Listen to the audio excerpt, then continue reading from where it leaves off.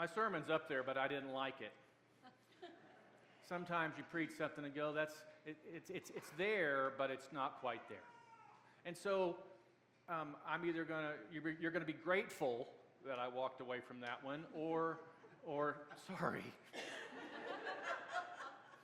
But I've walked away from it.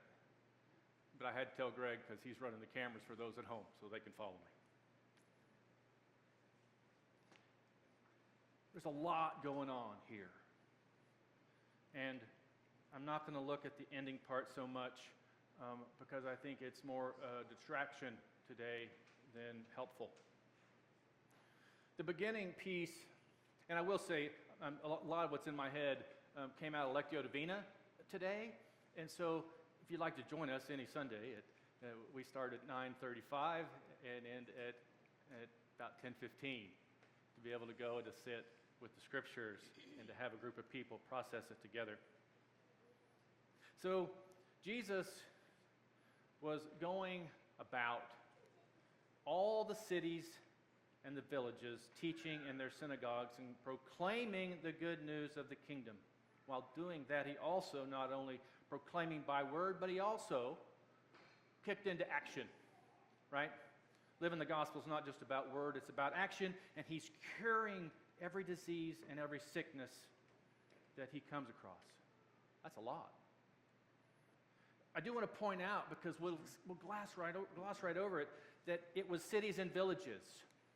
That's actually important. It's an important piece. I think it is, especially for us today. Cities and villages, those are two different groups of people. Those city people had a culture. They might be Jews, but there's a culture in which cities produce. And as we know, there's a culture out on the farm, out in the rules, out in the villages. It's different. And having grown up in a small town, not as small as some of my family members out in western Oklahoma, but it's a different mindset. And I know those country boys are bad-mouthing the city boys. And those city boys, they just don't understand those country boys, do they? They're different cultures. And so it's important to know that Jesus was going to all of them. And if I translate that to us today, he is going to everyone too. Cities and towns, sure. But he's also going into Republican houses and Democratic houses, right? He's going to Americans and he's going into foreigners. Everybody. So really, that city and village gets translated today as all the different subsets of people that we have, some that we may not like or don't want to get along with, or badmouth like the city boys and the country boys. Jesus is going to them in the same way that he's going to us. And as he's going, he is experiencing what's going on in their lives because he's paying attention to them. Okay? And what he sees hurts him, draws him to a level of compassion, right? Now, I don't really know what it's like really to have sheep without a shepherd. I didn't raise sheep. I don't really know that, but it's not good, right?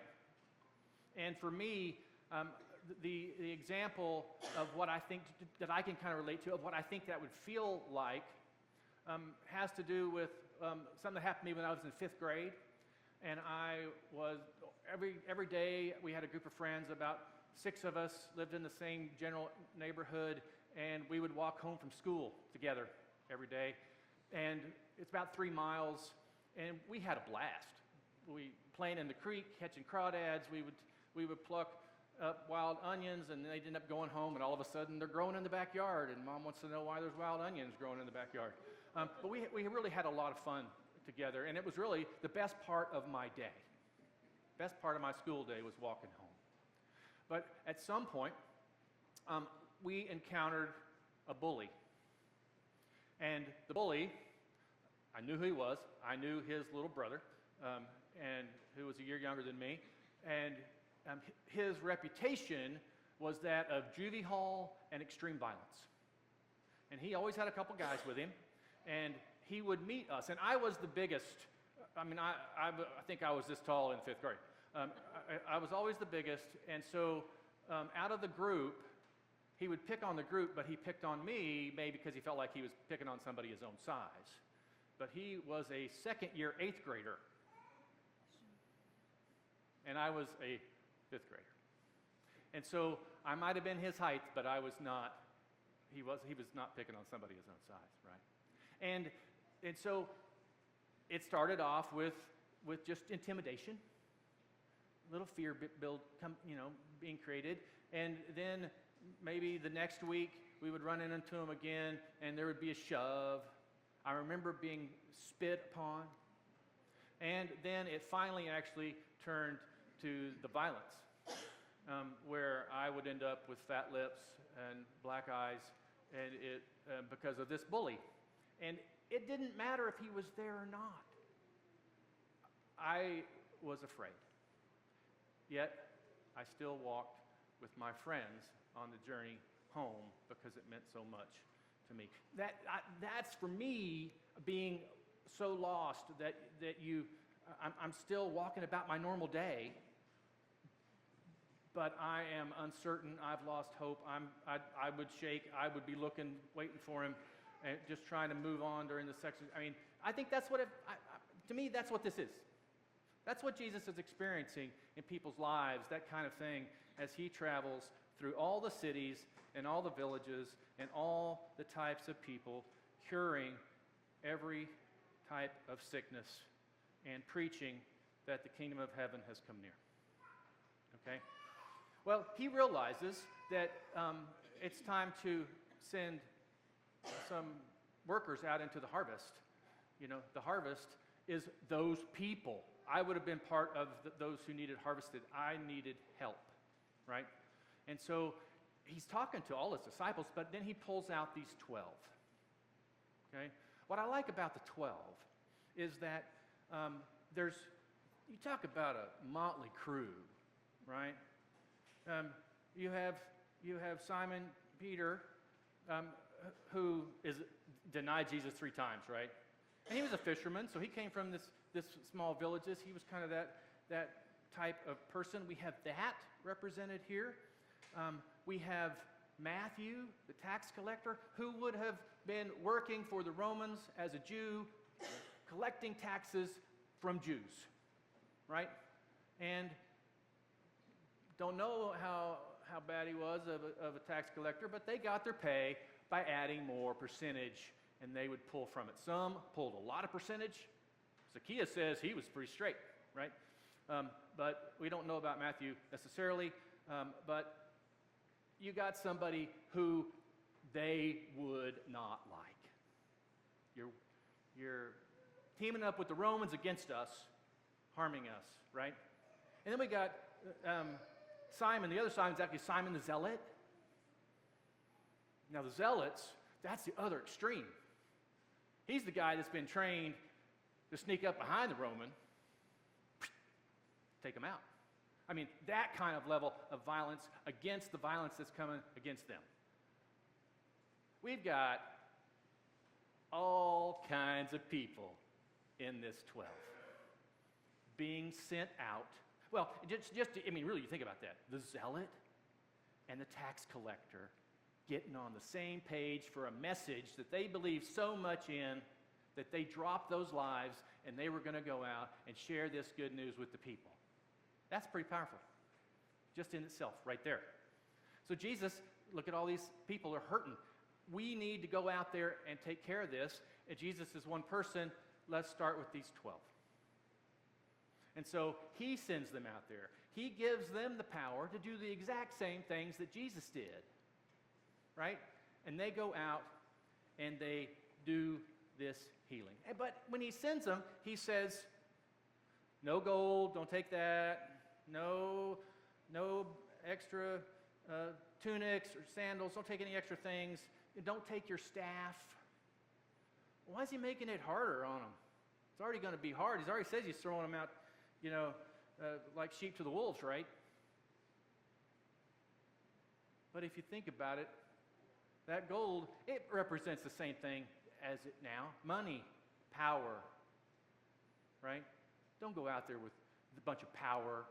Yes, I've given you the power to heal and to love, but you're not going to do it in this powerful, demanding way, right? You're going to go out and you're going to be with the people where they are. You're going to love them and you're going to heal them, right? So don't go out there with power. Don't go out there with extra tunics or sandals, because only the elite people have extra, right? You only need one tunic and sandals. So don't go out there with a bunch of extra stuff. You're going to be seen or thinking that you're an elite.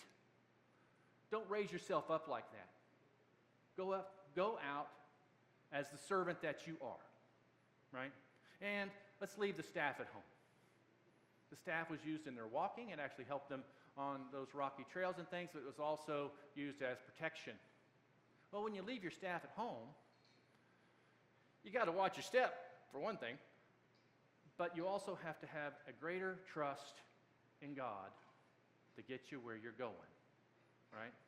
So there's an element of raising these 12 faith level. This is the only place in Matthew where he uses the word apostle, which means sent.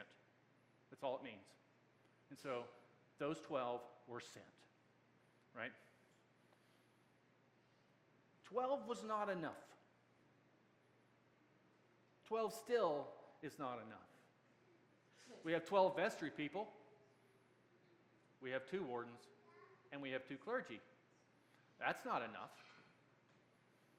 Because I tell you, right now, the harvest is plentiful. As we look around our lives, we are experiencing people in the same kind of distress that I was even thinking about that bully if he was there on the way home. We are out of balance. We are not in tune with each other. Those city boys and those country boys, those towns and those villages have become so separated in whatever little category that we want to name in here, right? No. We've got to do something. Jesus is sending us out in the same way that he sent them. And it's going to be hard. And it's going to be like we're being thrown to the wolves. But don't worry about it, because the Spirit's going to be with us, and it's going to help us along the way. It's going to give us what we need to go out and do the work that we are called to do. God sent me somebody too. The first one he sent to me, his name was Dennis. He's a year older than me. I knew Dennis. We were not great, we weren't really buddies, but we knew each other.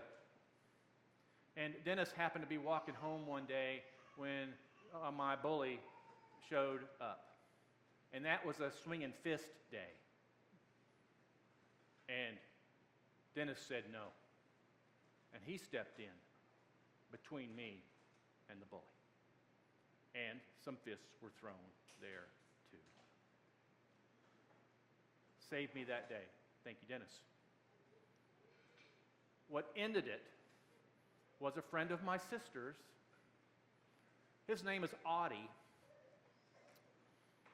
And Audie had a little talk with the bully.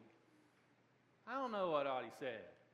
Audie became an Army Ranger. I don't know what Audie said to him, but it stopped, right? So God sent somebody out for me in that experience too. They might not have thought that they were being sent by the Spirit, that they were living into any of the word faith. I don't know, but that's what they did. And that's what we're called to do as well. You have what you need. We don't need any more extra things. The harvest is plentiful, and you are the harvesters. Amen.